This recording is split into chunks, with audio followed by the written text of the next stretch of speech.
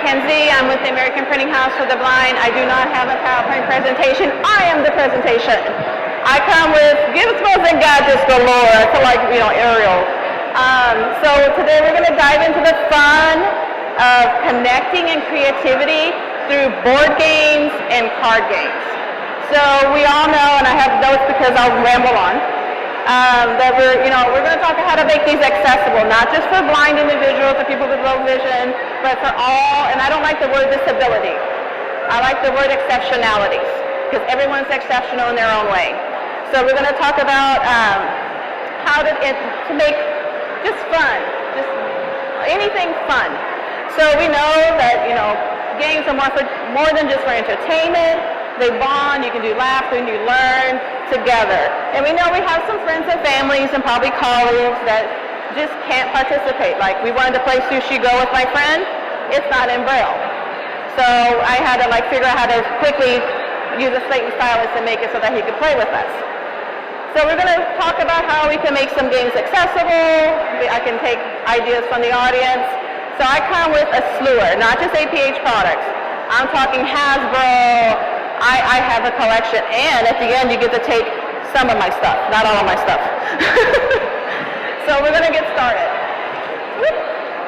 So we're going to start with understanding the challenges. So we know for individuals with visual impairment, reading text off a card or seeing small game pieces if they have low vision or any type of visual can be tough. And those with hearing disabilities, anything with an auditory cue, it's not, or verbal instructions, it's hard. People with limited dexterity, picking up small pieces is a difficult thing. So, and it can be overwhelming that you can't play with your family or your friends. So with a little creativity, we can get some things right. So we're going to talk a little bit about that.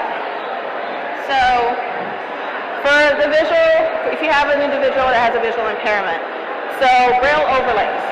So there's a good company called 64-ounce Games. They provide board games and card games for all the popular type of games. So also tactile dice. And then I have a talking glow dice from APH. Let's see if it'll talk back to me. Two. So it says 2. And this has a visual component. So if you're deaf or hard of hearing, you can tell what number it is, and it also speaks. So if you have dyslexia or any type of a learning exceptionality, it will help as well.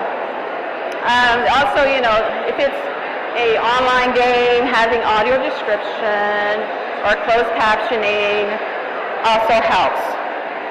So for people with hearing, as I said, visual indicators, as I mentioned, the glow dice. And by the way, this is one of my giveaways. Fancy. And also using captions on games. So at APH, we do products and services for individuals who are blind or have low vision. And we have 2 of our apps. All of our apps are free. So 2 of our apps right now called Flip Over Faces and Astro Adventure Ball. We are starting to add closed captioning to those games. So stay tuned. My software engineers, I'm the director of Global Technology Innovation, so I have all the software engineers. So they are diligently, it's ready to be pushed, but we have to get the okay from the product manager. So probably within a month it'll be out there. So now we'll have something for kids that have auditory and visual exceptionalities. So limited dexterity, using adaptive tools, like card holders, so taking an egg carton, putting slits on it, adding the cards, grabbing devices, magnetic boards. We have a magnetic board at the APH booth right now. Anything to keep things sturdy. And then simplified controls is also a very good thing for limited dexterity. So if you're neurodivergent players, clear, color-coded instructions, providing alternative rules, just something to keep it simple and structured. Sometimes a quiet place like this would probably not be good. Just something that's sensory friendly. Another thing, magnifiers. If you have a student or a family member or friend that has, oh my land, I flew out of my head. That's why I don't, divert from my notes. That they need something smaller pieces. You can use a magnifier to limit what they have to look at. So we did mazes yesterday using magnifiers in my session, like those ones that you find at the back of a children's menu, and we had to use magnifiers to try to get CJ, the space alien, to its rocket. It's hard, but it actually helps center what activity we're working on. Okay, so now I'm going to highlight some games. That's where my table of goodies come from. Okay, take all my paperwork out of the way here. Okay, so who is familiar with Braille Uno? Oh, 1, 2, 3. Oh, okay, this is mine. So we know now that the industries are now starting to do more adaptive games. So this is Braille Uno. You can find it online. It was the National Federation of the Blind got with Mattel and produced these cards. You'll need a bowl to place the cards because the Braille makes them slide. But they're bright colored, and you can just play, within everyone. So it's very inclusive. Another one, Hot Wheels. This one is my giveaway. I have them in all the colors, not here, but my collection has everything. So Hot Wheels also came out with a bunch of Hot Wheel cards that have Braille on them, on the packaging and the car. So, and then we know, I don't have her with me, Barbie. We have blind Barbie. We have Barbie with Down syndrome. We have all the inclusive Barbies. They did not come with me. So, escaping on Main Stream. So, those Pop-It games that kids love Pop-It? So this one is a Braille version of Pop-It. So you can learn your Braille letters and your Braille numbers. This one can be bought on Amazon. Not part of the giveaway. This was a Christmas gift. Okay, another thing. Here's an inclusive. It's big, you can turn, it's a Rubik's Cube, and you guys can check this out when I'm done. It has different patterns on it, so that way if you're blind or have any type of dexterity issue, you can tell what you're looking for. So it's not defined by color. So there's other ways to solve the Rubik's Cube. Now I need someone to put it back together, because now I got myself messed up. Another thing that I found is called Code Names XXL.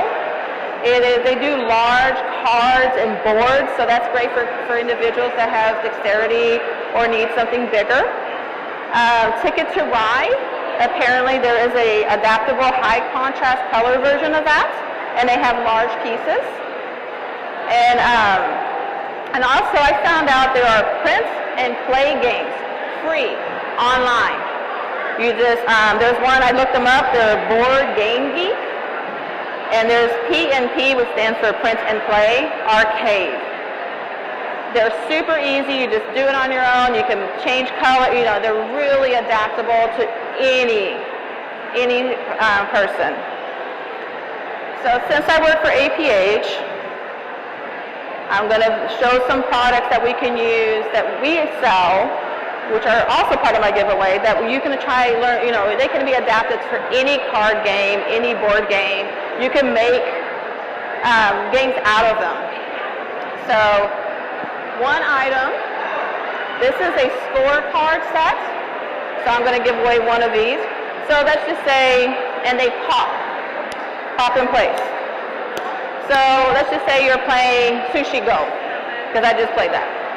You have to keep score, so you probably need 2 of these. But so that way, if you can't write down your score, you don't have any way to do it, or writing is not part of something you could do, you can pop these in place. So that I'd be like, okay, I scored 3 points, and that 3 pops. And you can use this for anything. Chores. Hey, if you fill this all up with your chores, you get, I don't know, a candy bar or something to motivate any type of learner. So anything can be a game. So these are two of my giveaways. In the same fashion, this is called Papa Cell. So they come in 4s. And what my coworkers like to do is leave me messages because my Braille is not so hot. So they like leaving me messages to see if I can figure it out.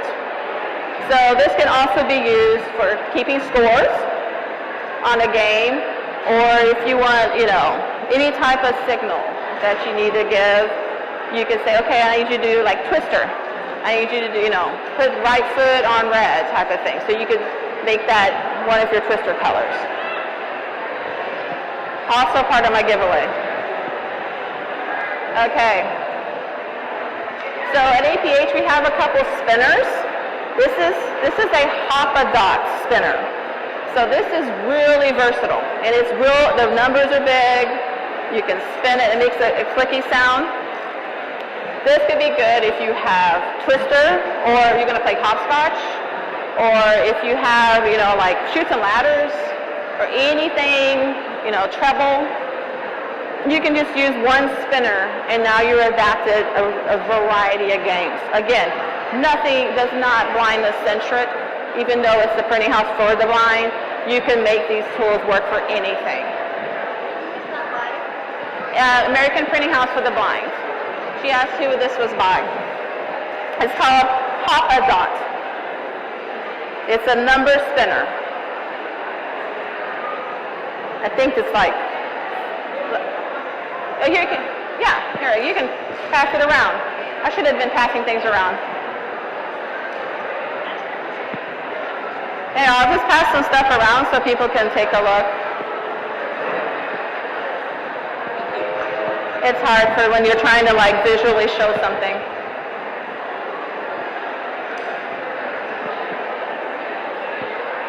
Am I on time? I'm good. Okay, so here's another spinner. So this one is called the Hop-a-Dot Alphabet Spinner. Same thing by APH. You can spin it, and this would be great for word games, like, okay, give me something with the letter A, or charades. They're great for charades, or any type of game that you just try to figure out how to adapt games. We're so pigeonholed at times. So if you want to pass this one around.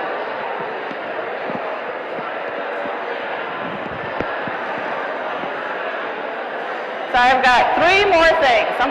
I feel like I'm like selling Cutco knives, One more thing. Another product, Legos. Love my Legos. So these are Lego Braille bricks. We're showing some products in the Boston room. So if you want to check out them a little bit more when it comes to Lego Braille bricks, these are great. Because you can do like word scrambles, and then even though they have Braille on them, you can still like scramble words, and that's what we did yesterday. We scrambled a bunch of words, and we had to have people use the Braille cards to figure out what they spelled, so that we tried to do planets. So they had to like line up the planets. But this is a really good game. Now, unfortunately, you cannot go to the Lego store and buy them. You can buy them online. And another thing, they have Lego Education, has a variety of products that have Lego figurines, that you can do storytelling, math, so much avenue. So Legos you can use this for any type of game.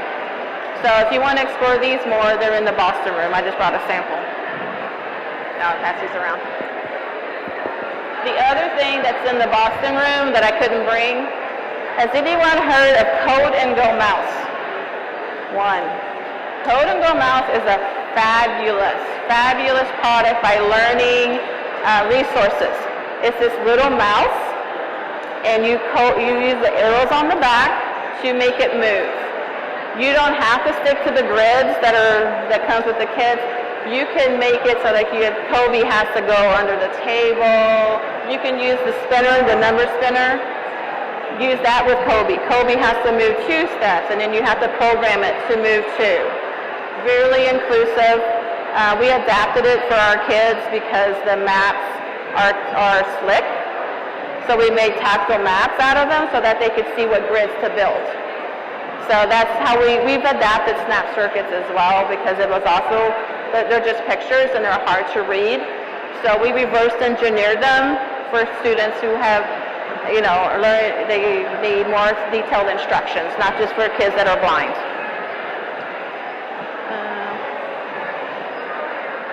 Okay, so this was a big YouTube craze, the canoodle. Has everyone heard of the canoodle? Oh, we got one. So this was huge on YouTube. Also one of my giveaways. So this one, what they did on YouTube, you would take pieces out, and I'll pass it around, and you would shake it, and then you had to put the puzzle back together. It is great. You don't have to use, there's nothing to do with colors. They're so tactile that you can just make any shape. So half the time we would play with these in the office and no one would use the grid. We would have fun trying to build the puzzle back together. So here's my other one.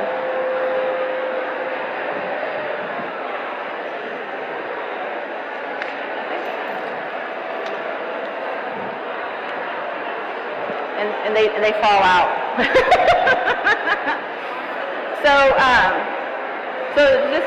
I have a couple minutes. So just a couple of final thoughts.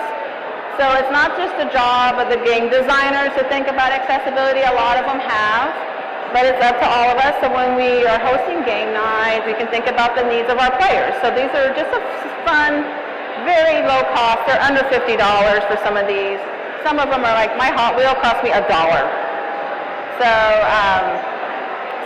maybe, when you have someone print the rules bigger, try to find an accessible spinner.